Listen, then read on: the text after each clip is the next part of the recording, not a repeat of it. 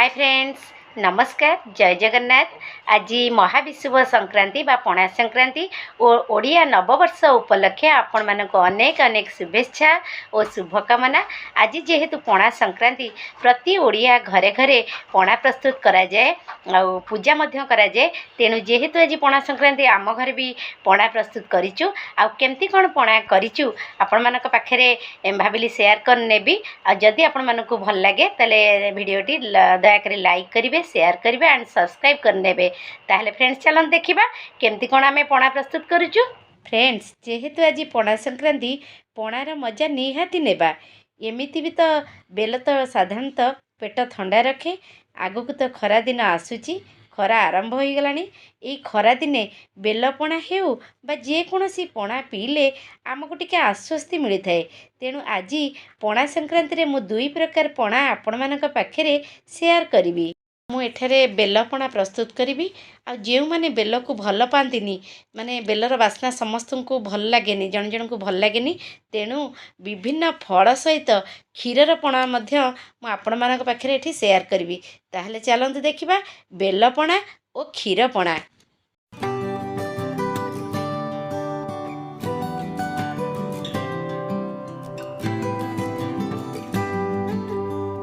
देखंतु प्रथमे पाचिला बेल को मु एमती दुई फाड़ करी भांगी देछि। गोटे चामच साहाय्य यार रस को बाहर करदबा। प्रथमे बेल रस को चकटिबा पूर्वरु हाथ को प्रथमे परिष्कार करी धोई नेबा। तापरे बेल को चकटी तार खदड़ा अंश को बाहर करनबा। एथिरे मध्य किछि ठंडा पानी ऐड करिबा।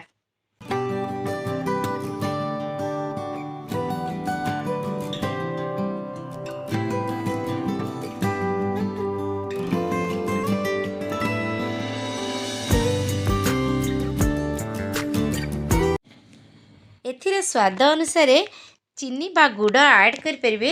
जेहेतु घरे गुड़ नथिला तेणु मु एठारे चीनी ऐड करछि। आपण माने चाहिए भी गुड़ एथिरे ऐड कर परिबे। एथिरे मु किछि कटा अंगूर, किछि नड़िया कोरा, किछि कटा कमला मध्य मु एथिरे ऐड करछि। किछि पाचिला कदली, किछि कटा सेव मध्य एथिरे ऐड करिबा।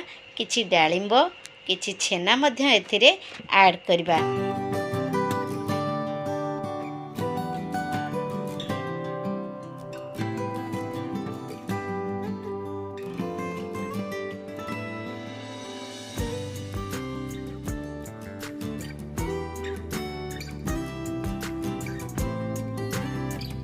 और शेष में किछि सीझा क्षीर मध्य एथिरे ऐड करिबा और भल भाबे क्षीर, छेना, पाचिला कदली को चकट देबा।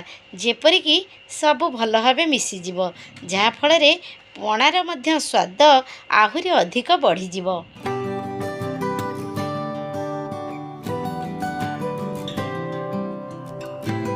फ्रेंड्स देखंतु बेलपणा आमर पूरा पूरी रेडी हो गला। एबे आमे एहाकू भल भाबे टिके गोलेइबा। एथिरे किछि गोलमर्च गुंड मध्य ऐड करिबा। ता सहित किछि काजू मध्य दे दबा।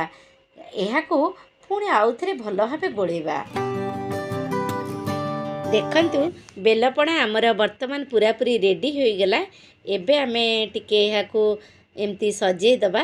ग्लास रे एहाकू भरी देबा। तापरे किछि काजू, किछि कमला, किछि डालिंब, किछि नड़िया कोरा, किछि छेना देई सजे देबा। एठी आमर ठंडा ठंडा बेलपणा पूरा पूरी रेडी हो गला। आपण माने एही बळी भाबे तयारी करंतु और एहार खरा दिने मजा भी नियंतु।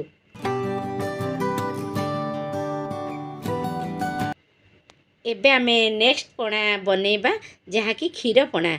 चलतु देखिबा केमती कोन आमे क्षीरपणा प्रस्तुत करछु। एठी क्षीरपणा तयारी करबा पई हाफ लिटर सीझा क्षीर मु एठारे नेछि। एठी स्वाद अनुसार मध्य चीनी बा गुड़ दे दबा। किछि पाचिला कदली को मध्य काटिकी रखिछि एही क्षीर रे ऐड करिबा। एहा को भल भाबे चकट देबा। एथिरे किछि कटा सेव मध्य देबा। किछि छेना मध्य एथिरे ऐड करिबा।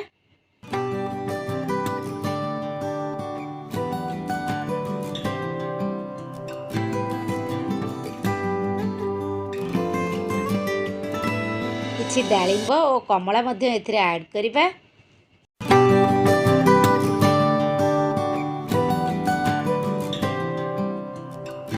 ପଣାରେ କିଛି କଟା ଯାଇଥିବା ଅଙ୍ଗୁରକୁ ମଧ୍ୟ ଆଡ଼୍ କରିବା। ଛୋଟ ଛୋଟ ଅଙ୍ଗୁରକୁ ମୁଁ କାଟିକି ରଖିଛି, ସେଥିରେ ଆଡ଼୍ କରିବା।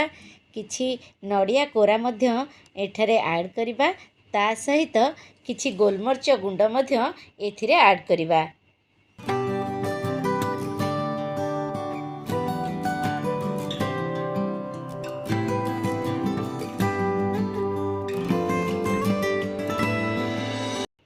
ବର୍ତ୍ତମାନ କିଛି କାଜୁ ମଧ୍ୟ ଏଥିରେ ଆଡ଼୍ କରି ଭଲ ଭାବେ ଗୋଳେଇବା।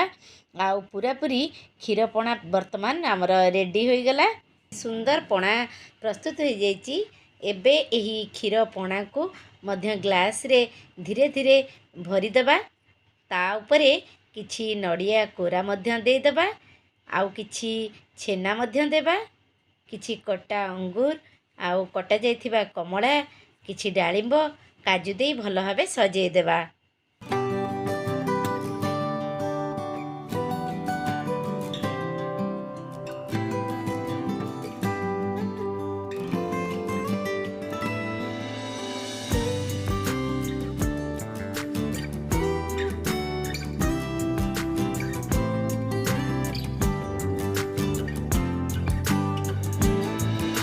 ବର୍ତ୍ତମାନ ଦେଖନ୍ତୁ ଦୁଇଟି ଯାକ ପଣା ପ୍ରସ୍ତୁତ ହୋଇଗଲା।